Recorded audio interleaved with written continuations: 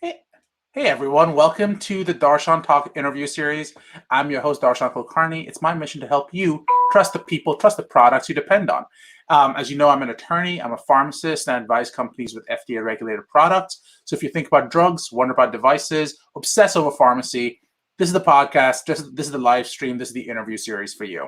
I'm an attorney, but I'm not your attorney. I am a pharmacist, but I'm not your pharmacist. So this is neither legal advice nor clinical advice. I do also want to emphasize that our conversation, our considerations, they do not necessarily reflect the opinions of the host, the guest, our employers, and or our clients. So as a lawyer, I have to get those disclaimers out of the way. I do want to say, though, however, if you like what you hear, please leave a comment, please subscribe. If you could, please share, spread the word. Always feel free to reach out, ask our guests questions. All of our guests love it, but I know our guest today especially loves it. So you can always find me on Twitter at Darshan Talks, or just go to our website at darshantalks.com. Today's interview is about a perennial favorite. I'm looking forward to having more discussions about this, but I'm looking forward to talking a little bit about the importance of networking, the importance of education, hopefully discuss a little bit of diversity, equity, inclusion, and talk about health inequity. So there's a lot to discuss. I have a feeling we're not going to get through all of it, but that's the entire goal of these conversations, which is hopefully give you enough food for thought before we have our guests come back in the next time and add some more flavor to the mix. Our guest today is the founder and president of Whitsell Innovations Inc. You can find her on Twitter at Robin Whitsell, or you reach her on via the email at info@whitsellinnovations.com. Our guest for today, Robin Whitsell. Hey, Robin. Hey, Darshan. It's good to see you again. It's been It's been a minute. It's been a yeah, minute. which is unusual for us. We do this we had a rhythm going like every 2 months, but I'm glad. Good. It's true. like we did have a rhythm going. I know what happened. Life goes life. Um, Ooh, I saw something and I completely forgot to ask you about it. So yeah, sorry for springing this on you. that's okay. This morning, I was listening to NPR Uh-huh. and they were talking about there's one attorney and he is systematically suing beverage companies Mm-hmm. over the fact that they're advertising things like real vanilla flavor when in fact they don't have any vanilla at all, or it's not a real vanilla, it's an artificial vanilla Yeah. extract kind of, some kind of ester or whatever they've created to taste or smell like vanilla.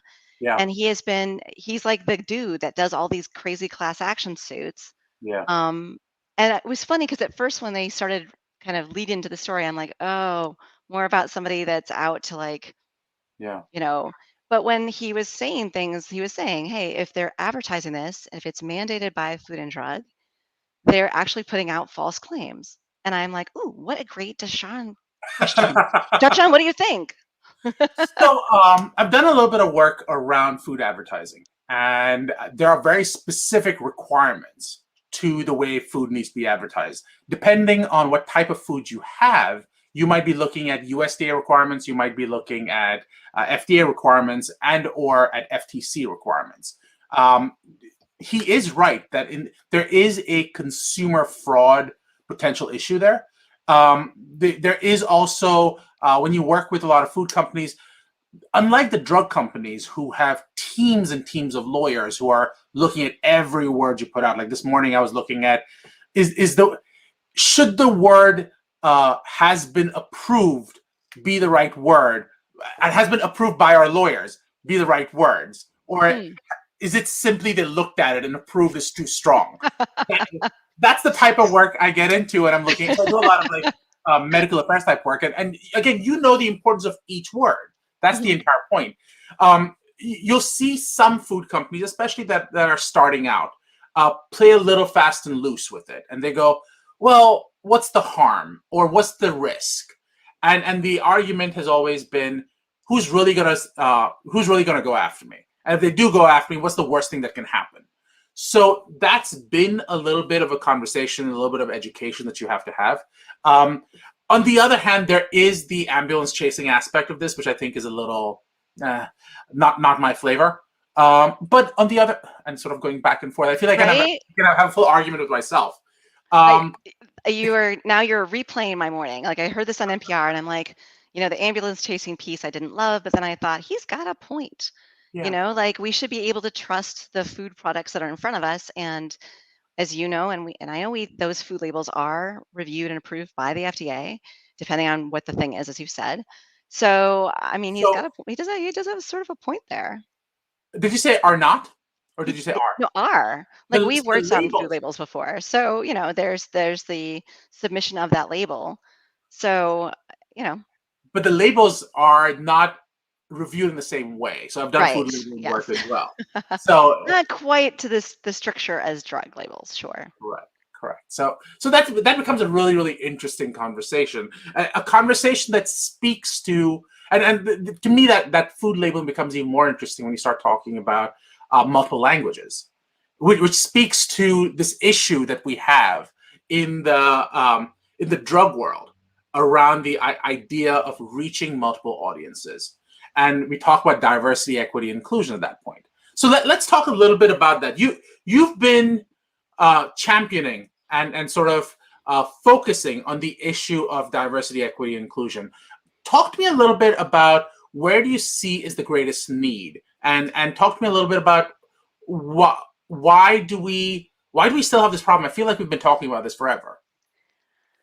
The why part, I can't even begin to expand on because I'm sure there are structural issues that have to do with, um, policy Hmm. and law and how we set those, uh, those mechanisms in place, right? But the bigger point I think is trying to understand like what's being lost, right? So I think because we don't have a diversity of voices, we're looking at decisions that are being made that impact, probably half our country, and yet the people that those decisions impact don't have a seat at the table. And I think specifically inside of pharma, it's and medical writing, my field, this is something that we need to have a bigger and broader conversation, a more inviting conversation around. So, first off, what are we doing wrong that we aren't attracting these really smart people to our work? What words are we using that are creating this idea that people of color don't have a spot at the table, right? Medical writing is a notoriously female dominated profession, which for me is exciting because I see a space where women have had a huge impact. Pharma in general is a place where women have had a huge impact, and yet we're still seeing gaps at those senior levels and on those boards for women, and we're seeing gaps for minorities. So I think our ability to attract people to our profession is probably lacking, and that leads to exacerbations of some of the inequities that have been plaguing us. It's only Friday at noon, and you're like, Rob, must you have a deep, deep conversation? I have to apologize. Can you hear me okay, Robin? Now I can. My computer suddenly Firefox just crashed, which is Oh, always wow. but luckily I can control that a little bit. Just came back in. So I'm sorry, I lost you at uh, medical writing is a female dominated profession. Mhm, So you talked about the need for bringing in voices of color, for lack of a better term. I like mhm. that term, voices of color. Uh, but talk to me about this. If it's so female dominated, do you think that there needs to be more outreach to men? Maybe. I don't think the profession is limited to women. Sure. Um, I'd say that just in terms of the people that have gravitated to the profession, it seems like more women. Great. And there might be aspects of that have to do with the flexibility of it, that have to do with, at least for my company, working from home. That being said, we have plenty of men that work for my company, so it's not like we're Oh just a no. bunch of women hanging out. But yeah, I think I don't know. I would have to ask the men that work for my company if they feel there isn't adequate outreach to them. I don't know. No, I guess I'm. When we talk about diversity, we always talk about women. We talk about voices of color, Hmm. and I didn't know. And I was exploring in my head this idea of the idea is diverse voices, Hmm. and if you're hearing a single voice, does that mean that the voices that you normally would say are the dominant voices are now the minority, and do they need to be included more? And that's the thought process associated with it. So I would unpack that by asking the Please, question please. of who's leading, who is the Okay. leadership, and is there Okay. inclusivity at the level of the leadership? And in the case of American Medical Writers Association, the answer is yes. So I also participate in the executive forum for the American Medical Writers Association, and there are men that are part of the forum as well. So I think if you're looking at the table, who has, I guess for lack of a better way of saying it, the power seats at the table, for a profession that's majority women, there are plenty Mhm. of men in the power seats at the table. So that we aren't creating a minority voice there. Sure. So you think if I'm and I'm not trying to put words in your mouth. So your thought process is what's more important is not um, the expression of the profession in general. It's about who leads the profession, and that has a outsized impact on what voices you need to be considering as you bring them to the table. Is that a fair description of what you said? Maybe. I'd have to chew on that a little bit, but I would say that um, I don't. So okay, I think that in terms of the decision making, the driving the agendas, et cetera, that's where you need a diverse set of voices. Certainly, men aren't not welcome in medical Sure. writing. Um, so and yeah, I would look at. So I think I'm stumbling over my words today, but if I look at something like a pharmaceutical company, Sure. or if I look across all pharmaceutical companies, I think the percentage of those companies that are helmed by women is probably in the single digits, but I could be wrong. I have no idea. I know of a handful of women serial entrepreneurs who do lead pharma companies. Deborah Dunshire comes to mind. Um, so there, but the fact that there's so few that I can kind of toss out a name is kind of hard To to swallow. Yeah. yeah, to swallow. So I think when we're talking about attracting people to a profession, certainly the power seats at the table are important. When we're looking at driving healthcare priorities, the power seats at the table are important. What are the conditions people are willing to treat? Where are they willing to spend money? Where are they willing to invest? What's important to them? Right. Um, and I think that's why more diversity is always better. I also put it in this context of the last year taught us, like, was pretty much the Apollo 18 for the pharma industry, right? Right. Like, can you duct tape it together? And with hope and duct tape, is it going to work? And in reality, there was 10 years of research behind it. That's a way too simplified viewpoint. And Right. some very, very rigorous research was done. Um, Yes. I, I'm personally vaccinated. I'm not dissing any of that. But I'd say when we look at, in general, some of those priority decisions in the absence of a pandemic, priority decisions are largely being made by men. And white men, I'm sorry. So which I'm sorry. The which decisions are being made by men? like what to pursue, Oh, the what priority decisions. priority Okay. decisions, the Okay. priorities. Okay. Um, the reason it's an interesting perspective, right? So you're pointing out that the pharmaceutical companies, but when I start thinking about, I think manufacturing is, I'd say, overall male dominated. Quality, I think, is overall female dominated. Clinical research is primarily female dominated. Medical writing is primarily female dominated. So it seems like the accessory functions that come into it. And again, that's a personal take. I have no idea. I have no numbers to support any of what I just said. But I pharmaceutical companies, I think you may be right that the number of males to females is substantially lopsided.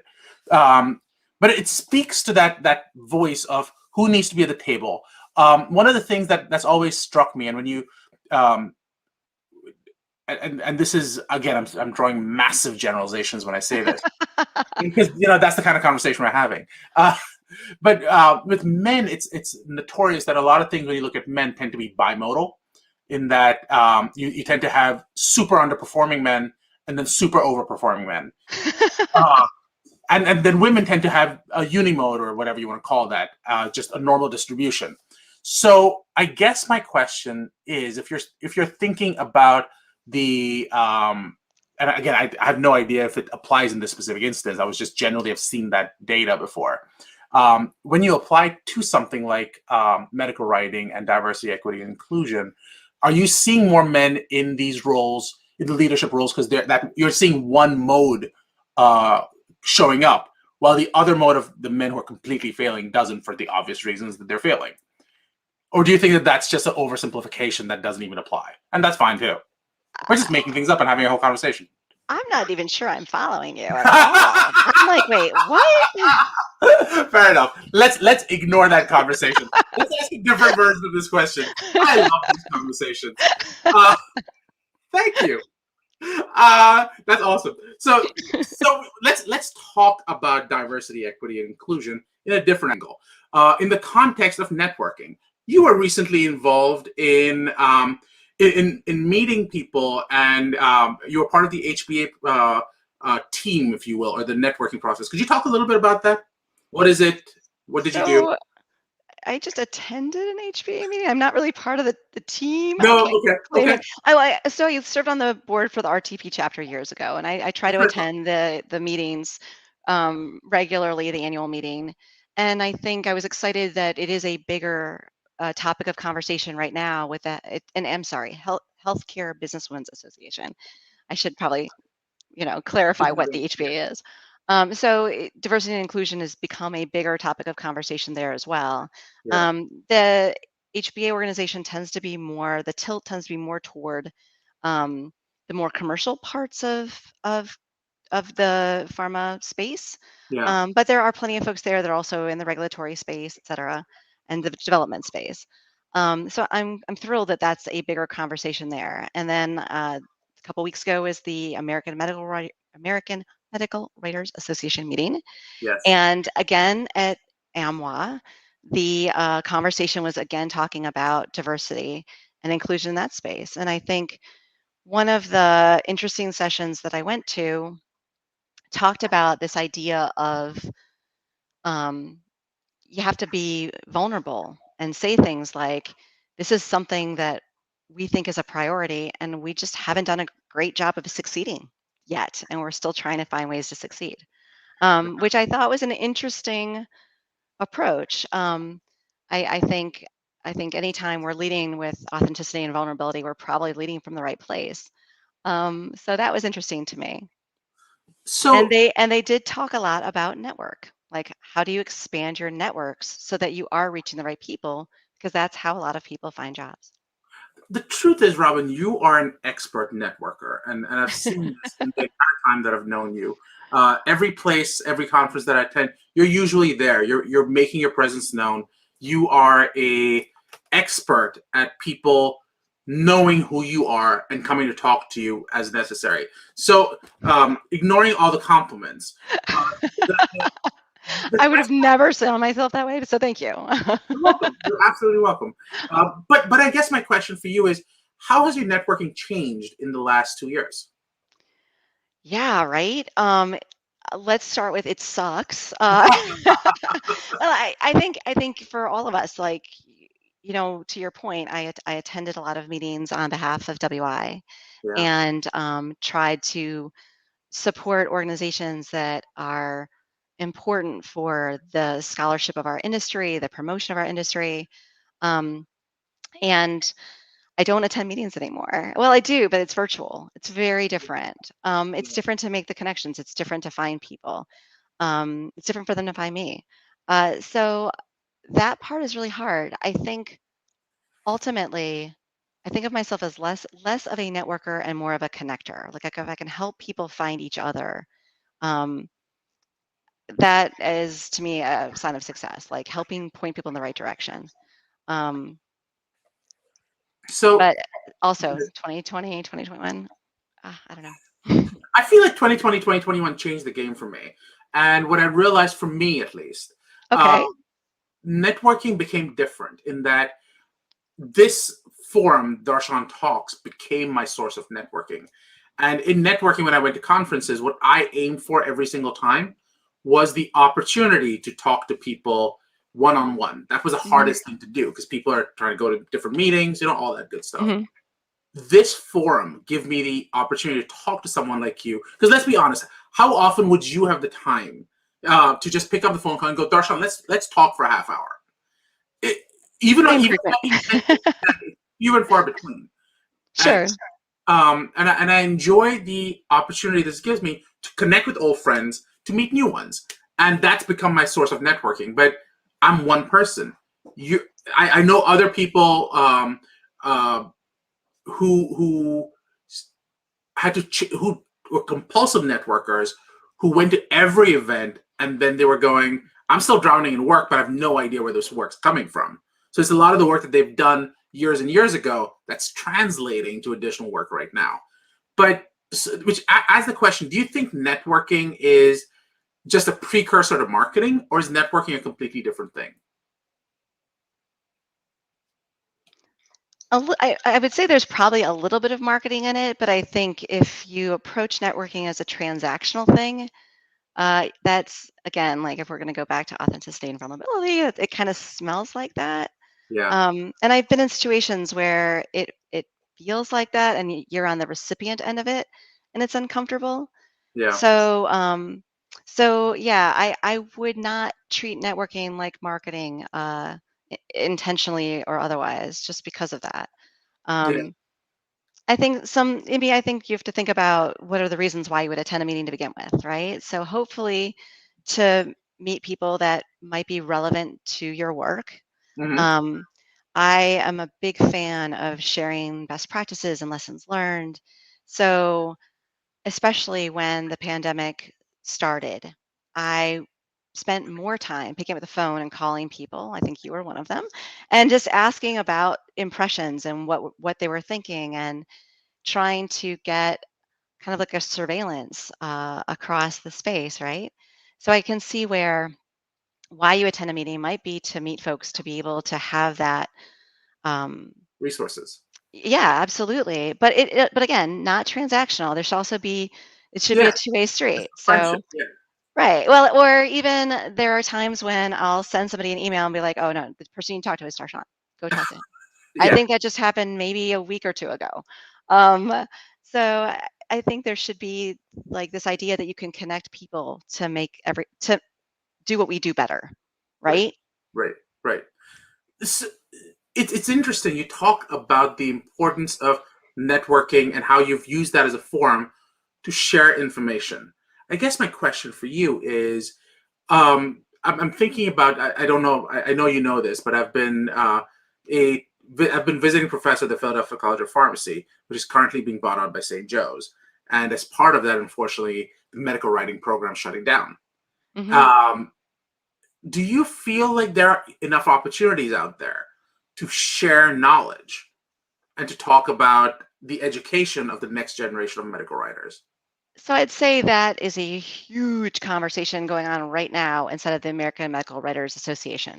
Like it's Okay. huge. This idea that we have to identify talent, we have to grow talent.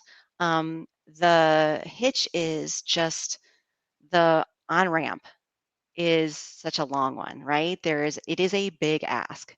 I think of medical writing as kind of having these three discrete buckets.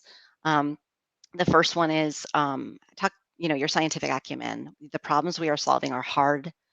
We've I have a friend who jokes about we've picked all the low hanging fruit.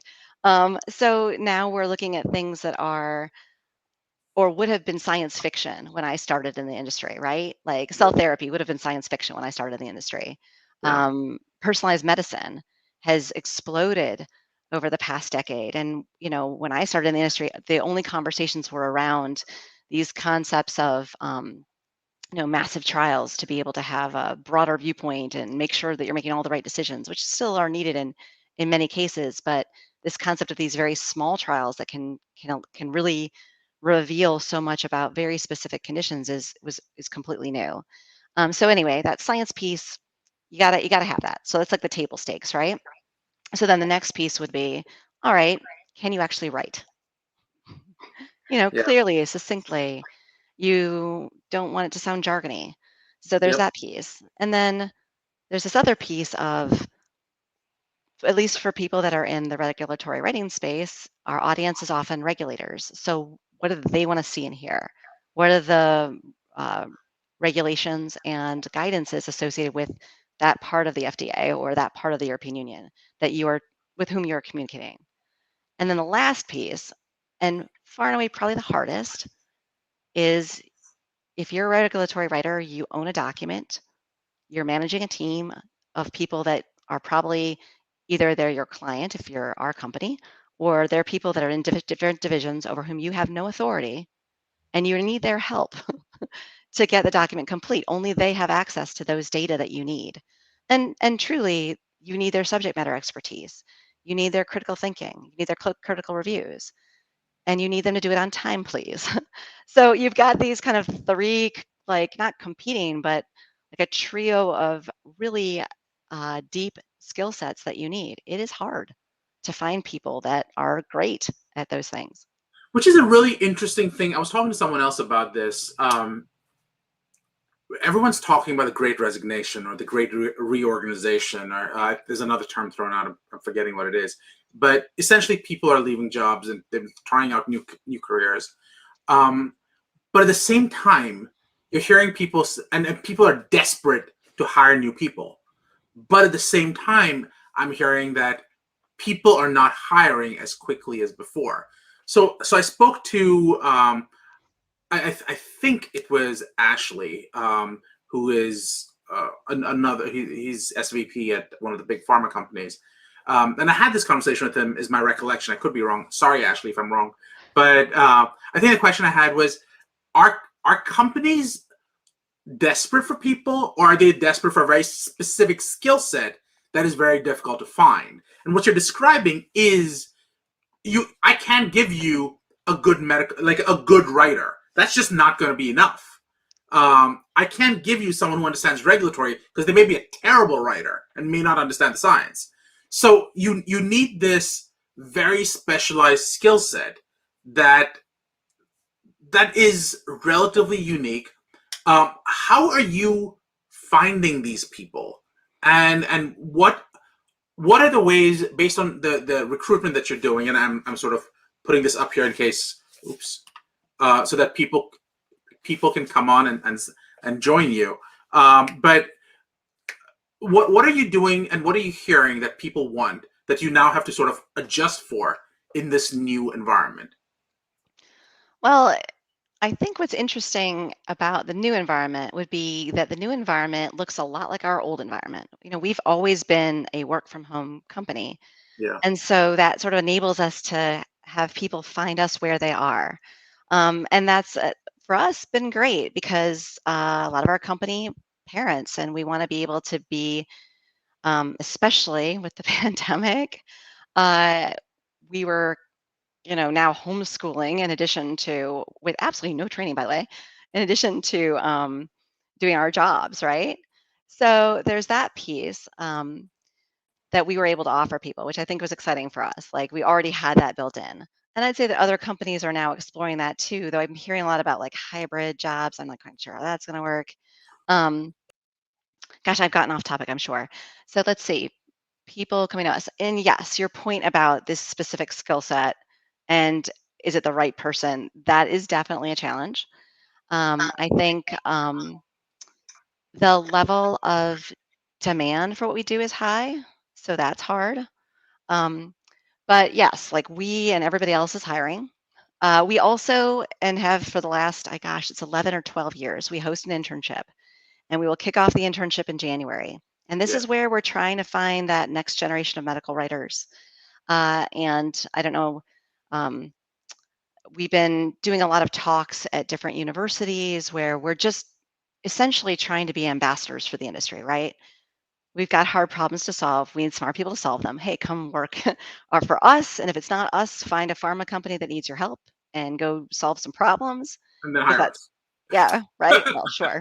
That's going to happen anyway. But hey, Exactly. but yeah, like I think too, like if we look at academia, it's such a closed space. Oftentimes they don't want to talk about what industry can do. Yeah. Or we've heard things like, oh, you're not a scientist anymore. I'm like, I beg to differ. Like, you know, um, a phys ed major cannot do what we do.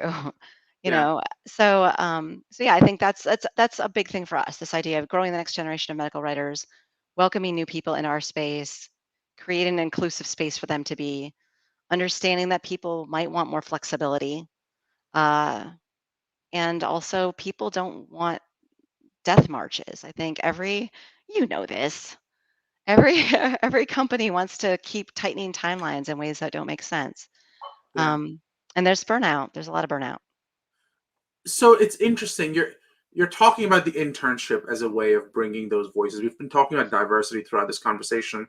How are you helping ensure you bring diversity through the internship process, through the on ramp, as you put it? So we cast a wide net, and we've been reaching out to schools that have people of color that might want to apply. We hope, such Yeah. as some pharmacy schools. Or we'd love pharmacists, or people that are per, finished their postdocs or they are in their postdocs and they are interested in kind of exploring what industry has to offer. So we've reached out to a lot of different universities, and I think we're trying to create that space, trying to create those conversations. I think really, you know,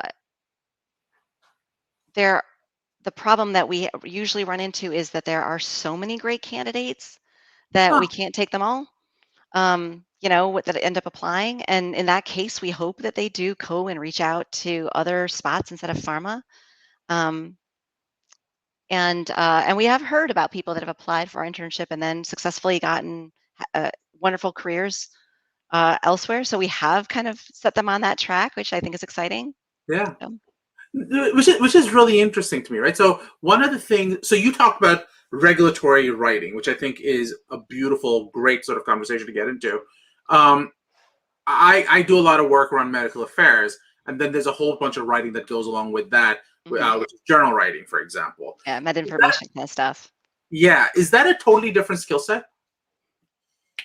Adjacent. Adjacent. Talk to me what that means. So okay. So if you're talking about manuscript writing, right? Yeah, You still have to wrangle people. yeah, You still have to understand science, and kind of akin to the way that the FDA and the European Union have regulations. um, every manuscript will have its authoring guidelines yeah. and the rules that they've set forth around what they want to see, how many words, but even like the format. How do you write it? Or we've talked. I had it written down. I erased off my board. That expression you had about I'm Mark maybe, but Imrad. like Imrad versus Ira. INRAD. Yes, there you go. But you have to be able to have the abstract and the introduction and the methods and results, etc. Yeah, yeah, Um, so manuscripts, like the FDA, have these very specific formats. yeah, Um, the difference, I think, comes into what does your source look like, right? So the source material, if you're writing a manuscript on a clinical trial, will likely be the clinical study report associated with that clinical trial. Well, we wrote that clinical study report. right. So translating that into a manuscript is no big. That's definitely a more attainable kind of space to be in. It's less dense than the regulatory space. It's still an important skill set, still can be challenging. You still have to communicate science in a way that's specific and succinct and hopefully jargon free. If I could just make that pitch for plain English. Um, but But a different skill set.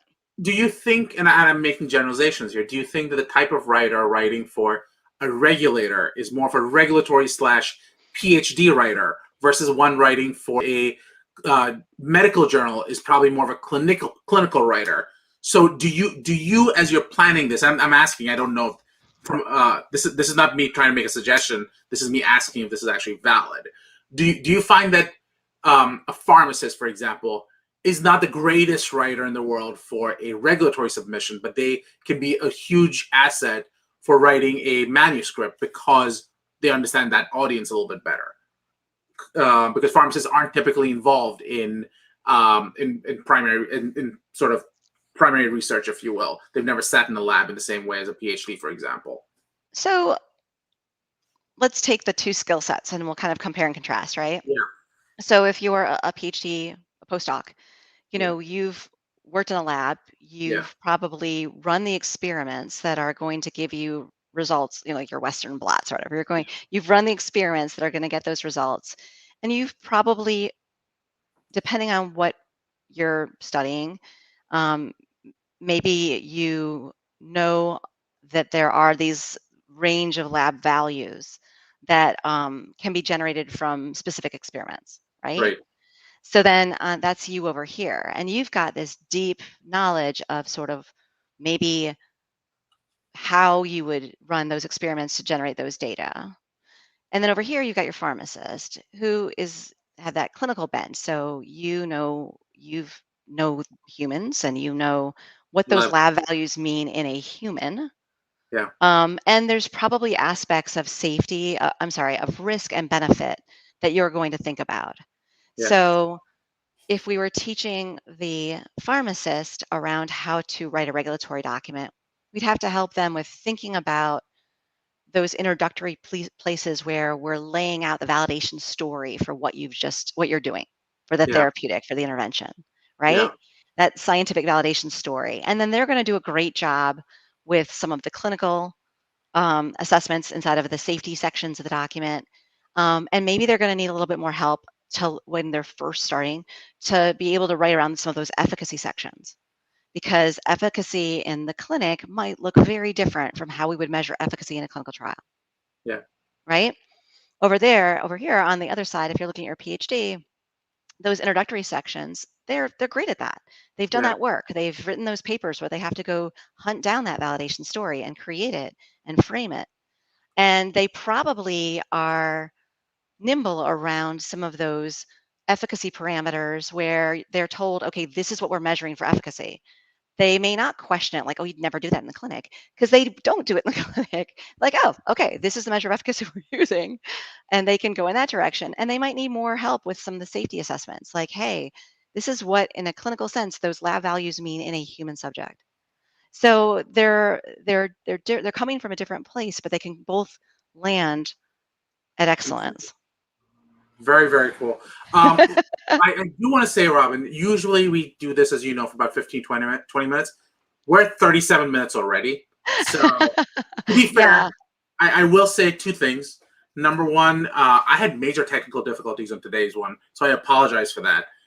One was my voice didn't work, then my webcam didn't work, and then turns out there was one point where you were going in and out, and that was because I couldn't figure this out. I was like, let me go out, come back in. Turns out my book was on the enter key the whole time. I was like, oh, it was as simple as that. But it was, as always, such a very fun conversation. We talked about everything from diversity and equity, then went to networking, then we talked about medical writing, and we talked a little bit about journal writing versus manuscript writing versus regulatory writing. So we covered a wide range of topics. And as always, you were amazing. So I can't wait to have you back again. I do want to It was fun. emphasize we have, as you know, 5 questions I'm going to ask you. So the first question we've been answering the whole time, but what's the best way for people to reach you? Yep, they can reach out on Twitter. I'm at Robin Whitsell. I included the info at email for Whitsell Innovations. I'm also robin.whitsell at whitssellinnovations.com. Pretty easy. Um, Caveat, it is a crazy time of year, so it might take me a minute to get back to you. They're free to link to me on LinkedIn, though I would suggest that they put in a comment and tell me how they found me because Yeah, I get a lot of random reach outs that I don't necessarily respond to. fair enough. Fair enough. Um, Here's a question for you again. What would you like to ask the audience? Oh gosh. I would love to ask the audience that if they are interested in medical writing, they check us out, especially if they are an experienced medical writer. We'd love to chat with them. And if they have thoughts on how I personally can grow my network to meet more folks inside of the diversity and inclusion space that are scientists and are trying to branch into our industry or are already in our industry, hit me up because I love to learn more. There you go. What's something you learned in the last month? Gosh, I learn something all the time. So something I learned this recently was I've been trying to figure out how to use the different platforms in Hootsuite. I upgraded mine, and gosh, I made a hash of it. I watched all the videos, I read all the stuff. So I have more work to do, but I think I figured out what went wrong. So hopefully I can get it to work next time. If you need help, let me know. I was gonna hit you up. Good, good. What's something that made you happy in the last week? um, Today is my daughter's birthday. Well, happy birthday to her. So she's not watching this because I'm boring, Of course. But Of course. anyway, Francesca, happy birthday, baby. Oh, happy birthday. Not that she'll ever hear this, but Nope. mom's kind of cool. I might actually make her watch part of it just so she knows. There you go. And this last one is a new question, and this is usually aimed for the audience, but I'm going to reframe the question just in this case. What is something Francesca doesn't know about you? Ah, um, hmm, that's a tough one. Yeah, How we see our parents is probably very different from how they see themselves, right? exactly right. Um, But since she will be watching this, I wanted her to realize how cool her mom is. oh gosh.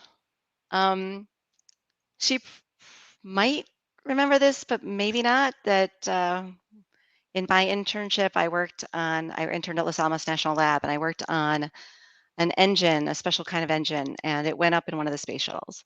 And she's always talking about how she loves space and she loves science fiction, but I'm boring, so. Well, your mom was part of what went to space. How about that? That's cool.